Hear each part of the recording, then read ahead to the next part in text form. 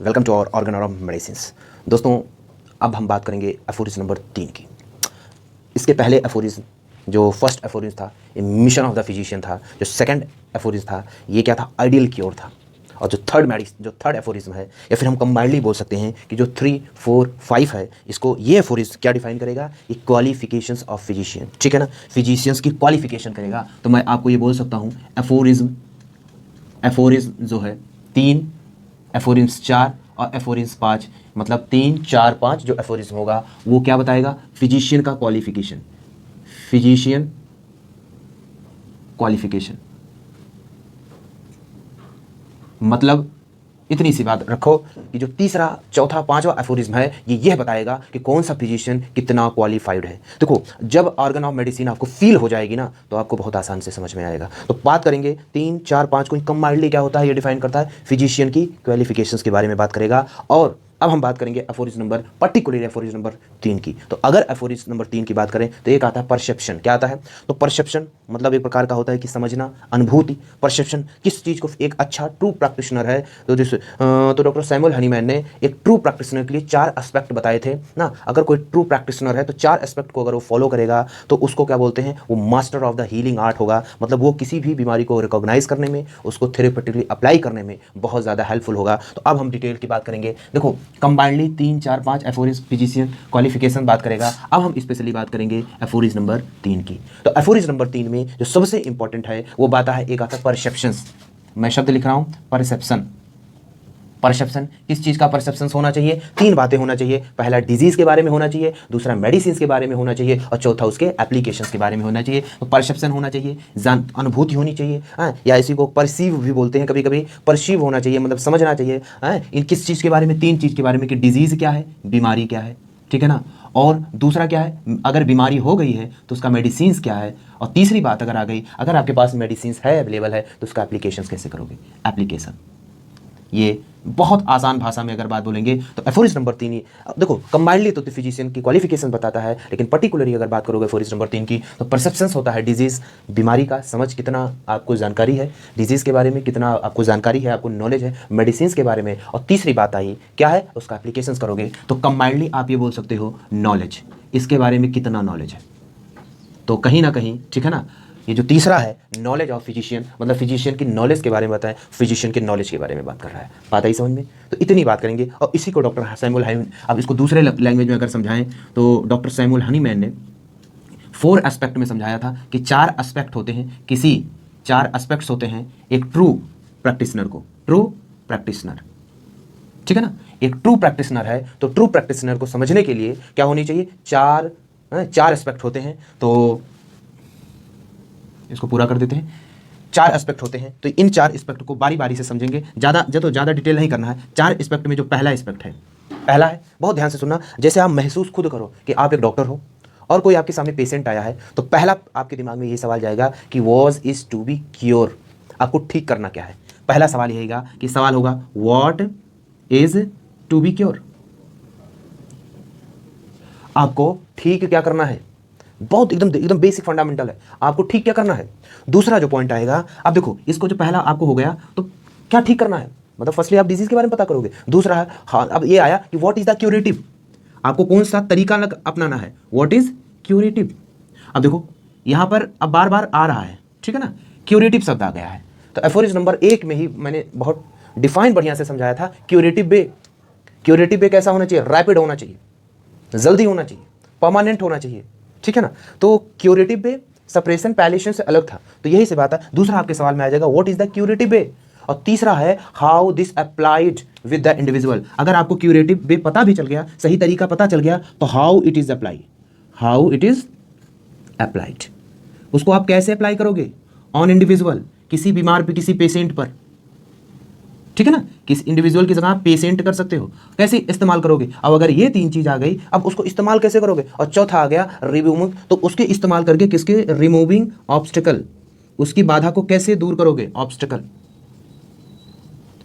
तो doctor Samuel Hahnemann ने इन 4 बातों का किया था कि what is to be cured, क्या ठीक करना है, क्यूरेटिव किस बढ़िया से बेहतर में कैसे ठीक करना है। दूसरा, एक पेशेंट पर कैसे अप्लाई करना है। और चौथी बात है उस पेशेंट का ऑब्स्टेकल, जो परेशानी है, जो दिक्कत है, उसको दूर कैसे करना है।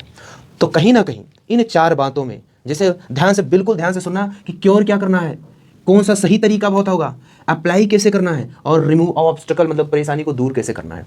इन 4 बातों को ध्यान में रखते हुए हम आगे की बढ़ेंगे। किस बात के कि अब जो सबसे इंपॉर्टेंट, तो देखो अगर एफोरिज्म नंबर 3 की बात आती है तो आपको पहले दिमाग में हो जाइए, अनुभूति होना चाहिए, जानकारी होना चाहिए, नॉलेज होना चाहिए डिजीज मेडिसिन और उसके एप्लीकेशंस के बारे में, बेसिक फंडा। दूसरे पर डॉक्टर सैमुअल हनीमैन ने 4 एस्पेक्ट बताई थी एक ट्रू प्रैक्टिशनर के लिए। वो 4 एस्पेक्ट में पहला क्या था, what is to be cured, क्या ठीक करना है, किस वे में ठीक करना है, और इंडिविजुअल पर अप्लाई कैसे करेंगे, और चौथा बात है कि रिमूविंग ऑब्स्टेकल, पर उसकी जो सफरिंग प्रॉब्लम है उसको दूर कैसे करेंगे। तो इन 4 पॉइंट को रखते हुए मैं 6 और 3 और पॉइंट बताने वाला हूं, और इस जान है इस पूरे एफोरिज्म की, ठीक है ना। तो ये वाला प्रोसीजर आपको दिमाग में रखना है, टू बी क्योर करना है क्योरेटिव वे में, और ऑब्स्टेकल को दूर कैसे करना है। तो ध्यान में इन्हीं में रखते हुए तो 4 पॉइंट ये थे, और 4 के सिवा 6 और जोड़ते हैं। अब देखो इसी नॉलेज का इस्तेमाल करेंगे हम, गॉट इट, नॉलेज। तो अगर एक ट्रू प्रैक्टिशनर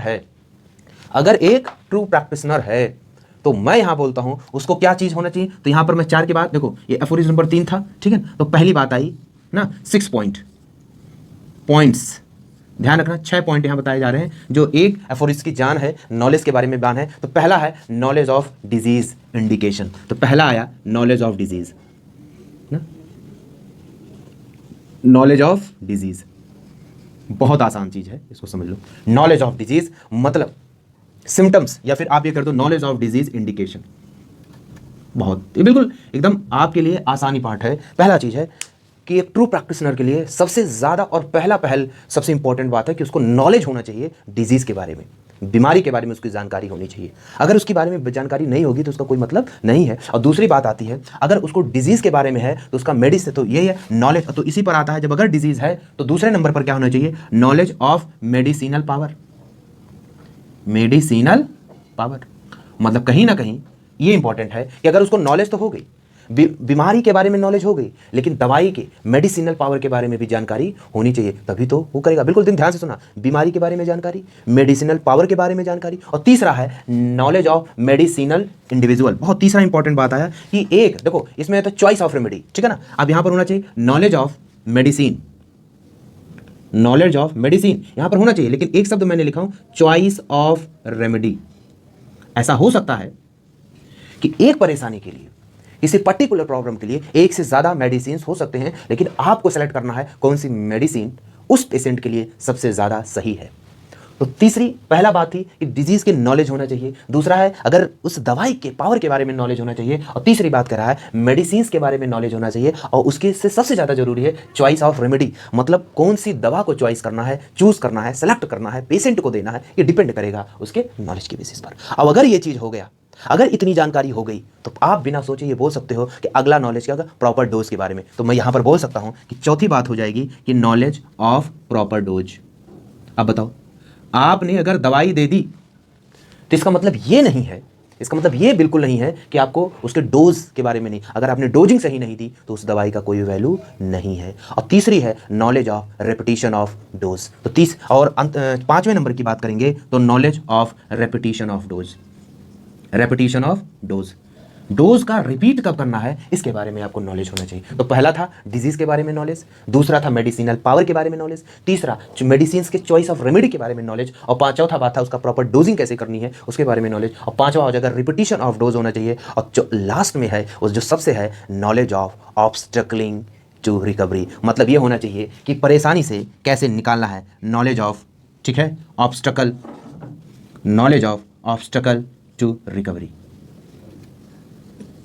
तो यही 6 पॉइंट बहुत इंपॉर्टेंट थे एफोरिज्म नंबर 3 में। पहला चीज है कि डिजीज के बारे में नॉलेज होना चाहिए, उसके मेडिसिनल पावर के बारे में नॉलेज होना चाहिए, मतलब चॉइस ऑफ रेमेडी के बारे में नॉलेज होना चाहिए, प्रॉपर डोजिंग कैसे करनी, मतलब एक टर्म दूसरे टर्म से जुड़े हैं। अगर आप ध्यान से देखोगे तो एक टर्म दूसरे टर्म से क्या हुए, जुड़े हुए हैं, ठीक है ना।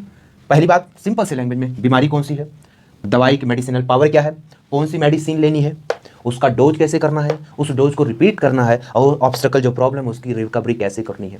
ये था 6 पॉइंट। लेकिन मैं 3 और बात करता हूँ। 3 और बात है कि नॉलेज ऑफ मियाज्म के बारे में होना चाहिए, knowledge of cause of disease होना चाहिए, और नॉलेज ऑफ लॉ। तो 3 थोड़ा सा एक्स्ट्रा है, आपको जानकारी के लिए बता दूँ। ये एफोरिज्म में वैसे जोड़ भी सकते हो आप, नहीं भी जोड़ सकते हो, कि मैं इसी पर 6 तो दिस इज़ वेरी इंपॉर्टेंट। ये मतलब ये तो लिखना ही लिखना है, लेकिन इसके साथ चूंकि शब्द नॉलेज आया है तो मैं एक और चीज़ बता दूँ नॉलेज ऑफ मियाज्म के बारे में। ये इतना ज़रूरत नहीं है पर मैं लिख दे रहा हूँ, नॉलेज ऑफ मियाज्म। देखो अब ये मियाज्म आगे एफोरिज्म में आएगा, वहां पर हम बात डिटेल करेंगे। 3 टाइप के होते हैं, कैसे कैसे होंगे उसके बारे में। दूसरा है knowledge of cause of disease, तो 8वां हो जाएगा knowledge of cause of disease.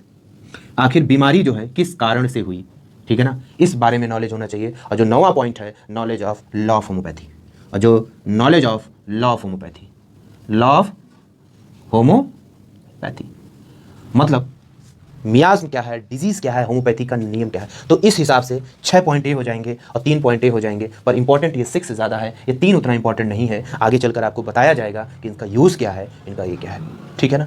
अब हम क्या करेंगे, इस एफोरिज्म को अगर समझना है तो इन प्रॉपर 6 पॉइंट को हम डिटेल करते हैं, ठीक है ना। तो हम पहले एक बार लिख देते हैं, फिर उसको आपको समझा देंगे। It is very easy, okay. तो ठीक है, तो आप एक बार एक ध्यान से फिर से disease, medicinal power, choice of remedy, proper dose, repetition dose, obstacle of remedy, knowledge of miasm, cause of disease and law of homoeopathy, इन 9 पॉइंट आ जाएंगे। इन 9 पॉइंट से आप क्या कर सकते हो, एफोरिज्म नंबर 3 को बहुत आसानी से रख सकते हो। अब बात करेंगे एक एक पॉइंट पर। हम पहला था नॉलेज ऑफ डिजीज के ऊपर, ठीक है ना। तो नॉलेज ऑफ डिजीज के ऊपर अगर बात करते हैं तो पॉइंट नंबर 1 है आपका, फर्स्ट पॉइंट है नॉलेज ऑफ डिजीज।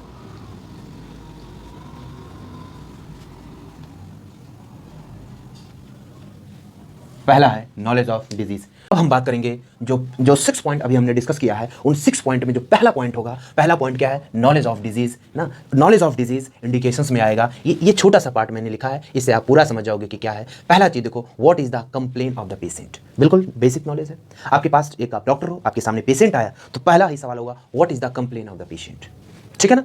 पेशेंट जो है क्या परेशानी बता रहा है आपके सामने, क्या what is the symptom of disease. Complain क्या है, दूसरे नंबर पे आएगा what is the symptom of disease. मैंने रखा है एक सब्जेक्टिव है, एक ऑब्जेक्टिव है। सब्जेक्टिव क्या है, फेल्ट बाय पेशेंट। क्या है, फेल्ट बाय पेशेंट। ये पेशेंट बताएगा, ये जो बीमार है जो वो बताएगा। लेकिन ऑब्जेक्टिव क्या है ना, कि इसको एक फिजिशियंस कैसे ऑब्जर्व कर रहा है ना। मतलब आप ये समझोगे कि फिजिशियन नेकेड आई के द्वारा फिजिकल एग्जामिनेशन हो रहा है, तो ये होता है फेल्ट बाय द पेशेंट, बताएगा पेशेंट। लेकिन ये क्या,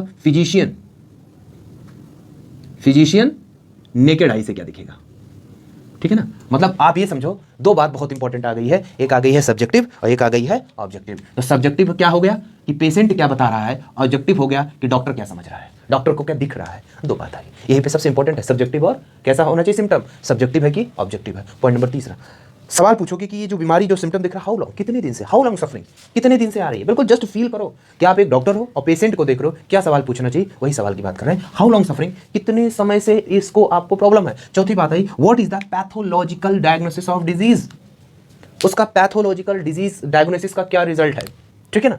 वो मलेरिया है, वो डेंगू है, उसको खून में कमी है, प्लेटलेट्स कैसे हैं क्या नहीं है, उसका पैथोलॉजिकल सिम्टम्स क्या है, पैथोलॉजिकल डायग्नोसिस ऑफ डिजीज क्या है, और लास्ट में हो जाएगा कॉमन सिम्टम ऑफ डिजीज, मतलब उस बीमारी की कॉमन सिम्टम क्या है। बिल्कुल एकदम सीधी सी बात है कि नॉलेज ऑफ डिजीज में ये 5 पॉइंट आपके आएंगे कि कंप्लेन क्या है, सिम्टम्स ऑफ डिजीज क्या है, ऑब्जेक्टिव सब्जेक्टिव में कैसा है, कितने दिन से है, how long suffering, pathological diagnosis कैसे है, और लास्ट में हो जाएगा कॉमन सिम्टम्स ऑफ डिजीज। और यहीं पे 2 पॉइंट और आप जोड़ सकते हो ना, अनकॉमन सिम्टम। अगर कॉमन नहीं है तो अनकॉमन सिम्टम कौन कौन से हैं सिम्टम्स। और इसी पे आ जाएगा क्या, ऐसा तो नहीं कोई पिकुलर मतलब होता है विशेष टाइप का, या रेयर सिम्टम, या फिर ध्यान देना है कोई पिकुलर और रेयर सिम्टम, ऐसा तो नहीं कोई पिकुलर या फिर रेयर सिम्टम है, ठीक है ना। तो इतनी बात ध्यान रखना कि नॉलेज ऑफ डिजीज में इतनी बात आई। हम दूसरे नॉलेज के ऊपर, पहला था नॉलेज ऑफ डिजीज और दूसरा था नॉलेज ऑफ मेडिसिनल पावर। तो नॉलेज ऑफ मेडिसिनल पावर में एक सबसे बड़ी बात है मेडिसिन। तो मेडिसिन के लिए मैं बोलूँगा medicine are the weapon of physician to fight against the disease. बहुत है, देखो बहुत इंपॉर्टेंट बात है ये कि एक शब्द है कि मेडिसिन का मैं डेफिनेशन दे रहा हूँ, आप ध्यान से सुनना कि क्या होता है मेडिसिन। तो बोलोगे इट इज़ अ वेपन, एक हथियार होता है, इट इज़ अ वेपन, एक हथियार है of physician, of weapon of the physician fight against the disease, तो क्या है? Fight against the disease. बीमारी से लड़ने के लिए एक हथियार होता है, उसको बोलते हैं मेडिसिन। तो मेडिसिनल पावर को पूरा समझने के लिए ध्यान से सुनना गाइस, ये बहुत बहुत दिमाग लगा के खोजना पड़ता है, तब जाके इसका अर्थ निकलेगा। तो महसूस करो कि मेडिसिन है, कोई दवाई है, तो उसके बारे में क्या क्या नॉलेज आपको होना चाहिए। तो आपको मैंने लिखा हूं, बहुत जस्ट फील करोगे, बहुत आसानी से आपको समझ में आएगा। पहला है सोर्स ऑफ द मेडिसिन। जो दवाई आपने निकाली है वो पौधों से ली है, क्रूड फॉर्म में है, एनिमल से ली है, फंगस से ली है, लाइकेन से ली है, किससे ली है, सिंथेटिक है, नेचुरल है, डिपेंड अपॉन। तो पहली चीज होनी चाहिए, दवाई जो मेडिसिन के बारे में, सोर्स के बारे में जानकारी होनी चाहिए कि उसका सोर्स क्या है, प्लांट एनिमल है, क्या है। अगर उसका सोर्स हो गया तो दूसरा उसकी केमिकल प्रॉपर्टी पता होनी चाहिए, तभी तो जाके पता चलेगा कि हमारे बॉडी में उसका थेरेपेटिक इफेक्ट कैसा है। ठीक है ना। तो पहला सोर्स क्या है, दूसरा उसका केमिकल प्रॉपर्टी क्या है, और तीसरा physiological action on the human body, वो हमारे बॉडी पर काम कैसा कर रहा है, कौन, मेडिसिन। और चौथी बात आएगी कि पैथोलॉजिकल इफेक्ट, मतलब हम देखो मेडिसिन हमारे बॉडी पर क्या कर रही है। पॉइंट नंबर 1, मेडिसिन जो है पैथोलॉजिकल, पैथो मतलब जो प्रॉब्लम्स हैं उस पर कैसे काम कर रही है। तो सोर्स क्या है, उसकी केमिकल प्रॉपर्टी क्या है, उसकी फिजियोलॉजिकल प्रॉपर्टी क्या है, उसकी पैथोलॉजिकल प्रॉपर्टी क्या है, और पांचवी बात आई कि उसका क्यूरेटिव प्रॉपर्टी ऑफ ड्रग, मतलब उस ड्रग सब्सटेंस में क्यूरेटिव प्रॉपर्टी क्या है।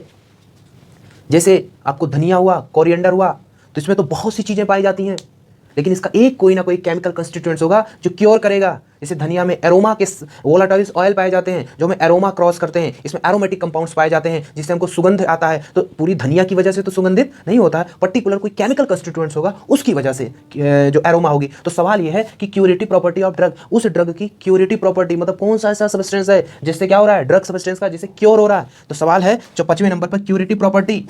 ठीक है ना। और ये जब हो गया पैथोलॉजिकल, और मेथड ऑफ मेडिसिनल प्रिपरेशन, उस मेडिसिन को बनाओगे कैसे, और लास्ट वाला पॉइंट हो जाएगा एडमिनिस्ट्रेशन, दोगे कैसे, टंग डोज, ट्रॉपिकल डोज, ठीक है ना, नेजल डोज कैसे देना है, वे ऑफ। तो इसमें 7 पॉइंट आ गए। अगर आप ध्यान से सुनोगे, दिमाग बंद कर करोगे तो याद खुद आ जाएगा कि मेडिसिन पहला सोर्स क्या है, उसकी केमिकल प्रॉपर्टी क्या है, उसका फिजियोलॉजिकल इफेक्ट ऑफ ह्यूमन क्या है, उसका पैथोलॉजिकल क्या है, 4 हो गए। पांचवा उसका क्यूरेटिव सब्सटेंस क्या है, ये 5 हो गए। छठा क्या हो जाएगा, उसको कैसे बनाओगे, प्रिपरेशन कैसे करोगे, मेथड ऑफ उसका प्रिपरेशन होगा। और लास्ट वाला पॉइंट हो जाएगा कि वो जो दवा है उसका लास्ट वाला पॉइंट देगा कि उसको एडमिनिस्ट्रेट कैसे करोगे, दोगे कैसे।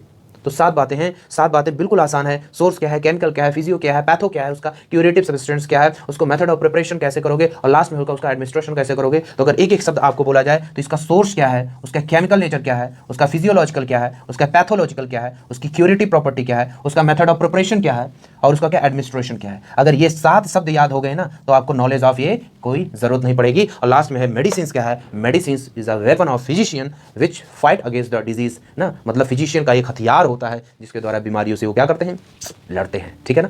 तो दूसरा पॉइंट था, क्या था, नॉलेज ऑफ मेडिसिनल पावर। तो ऐसे 6 की बात करनी है, 2 हो गए हैं, हम बढ़ते हैं तीसरे की ओर। तो अब बात करेंगे, पहला था नॉलेज ऑफ डिजीज, दूसरा था नॉलेज ऑफ मेडिसिनल पावर, और तीसरा, और मैं साथ में रख दिया हूं चौथा, knowledge of choice of remedy. मैंने कहा था ना कि आपको चॉइस करना पड़ेगा, चूज करना पड़ेगा कौन सी दवा दी जानी चाहिए। और जो चौथा नियम है नॉलेज ऑफ प्रॉपर डोज, जब आपको दवा पता हो जाएगी तो उस दवा का डोज कितना देना चाहिए ये बात रखना है। तो अब इसको हम करते हैं डिटेल, समझते हैं। आइए बात कि knowledge of choice of remedy में जो पहला पॉइंट आता है, knowledge of homeopathic materia medica organ of medicine.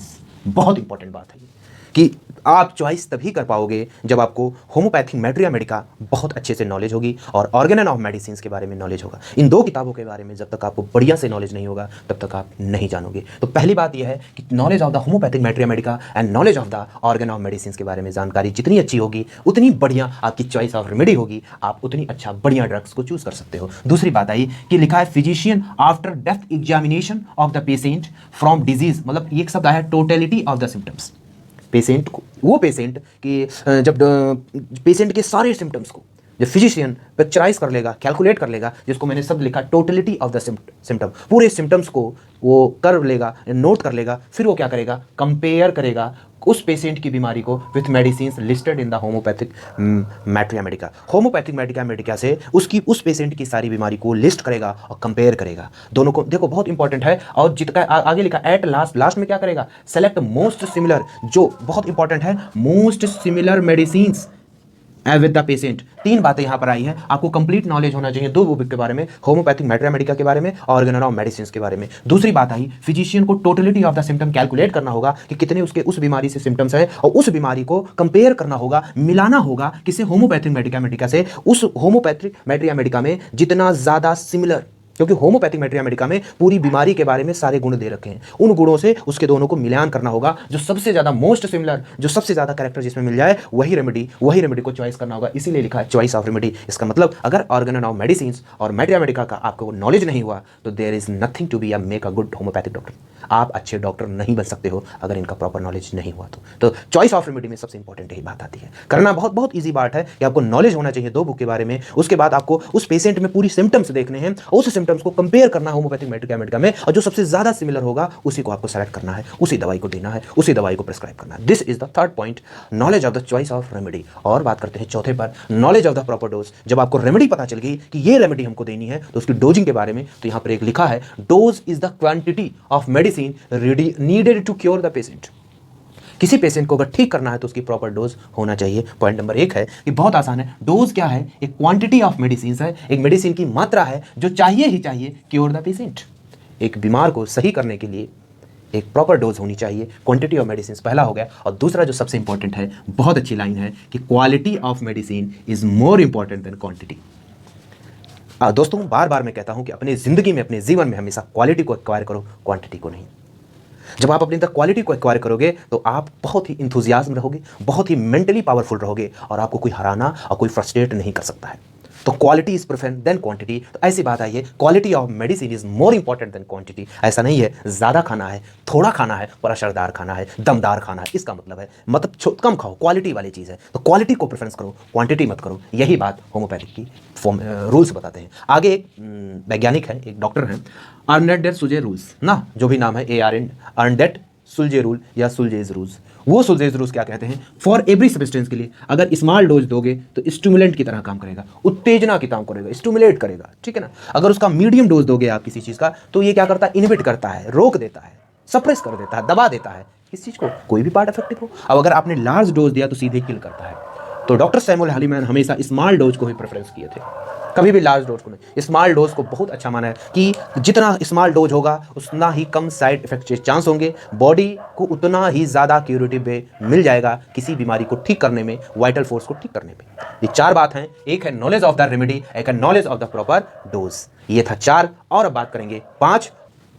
Point number 5 है, देखो फिर से रिवाइज कराएं। पहला क्या था, डिजीज़ के बारे में नॉलेज, दूसरा क्या था, मेडिसिनल पावर के बारे में, तीसरा था चॉइस ऑफ रेमेडी था, चौथा था डोज के बारे में, पांचवा हो गया knowledge of the repetition of dose, और छठवां हो जाएगा knowledge of obstacle to cure and remove. ठीक है ना। अब बात करेंगे नॉलेज ऑफ रिपीटेशन डोज। जब आपको पता चल गया कि ये डोज देनी है, इतनी मात्रा में देनी है, तो कब, अब देखो आपके सवाल आएगा कि उसका रिपीट कब करना है। तो यहीं पर मैं आगे लिख रहा हूं कि आफ्टर द सिलेक्शन, ध्यान से सुनो, after the selection of right remedy.